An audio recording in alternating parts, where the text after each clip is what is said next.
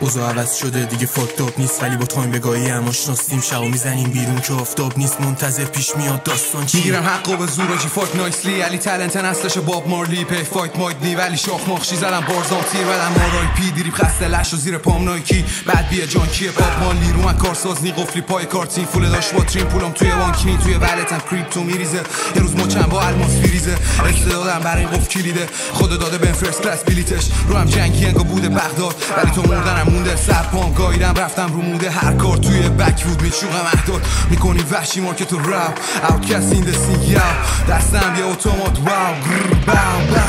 میایم با آتیش کسخار شعله، ای کجبری اون میشی ایگنور ترومپت میاد صداش از قله، اوتکست میره روی بیلبورد برانتم فقط میره توی بطری تا که سمزدایی بشه ریه، ای خواستی بشی بام درگیر بگو حتما بیام با دیه، مشکل نبود بیام تکو ولی تیمم لیتل دور فهاش در اسامت لک و سوختگیت زده بالا بوش، دیدم رد تو تارو چراغا شد روشن خاموش، از دم در تا دهنت ریختم خطیمم باروت، اوضاع عوض شده دیگه فاکتاب نیست، ولی با تایم بگاهی هم آشناستیم. شبو میزنیم بیرون که آفتاب نیست، منتظر پیش میاد داستان چی. میگیرم حقا به زور آجی فاک نایسلی، علی تالنت نسلش باب مارلی پی فایت مایدلی، ولی شاخ ماخشی زدم بارزام تیر بدم آرای پی زندگی دستگرمی هانون، من کیرم تو چارچوب قانون، یه مشهد اصول بشم منقرض بعدش اسیدی میباره بارون، چقدر داغون شده نیست فیست کار جوش میدیم افتر پیمنت، نیاز نیست ما رو بکنید هشتگ رو به ما باس بکنید سجده، روشم مقصدم ولی تیره راهم حرف زور زدن نمیرم زیر بارم، از امسال با تیمم فیکس کارم تنها آپی که دارم دیمن آمن بدی لاتینا بام کنکون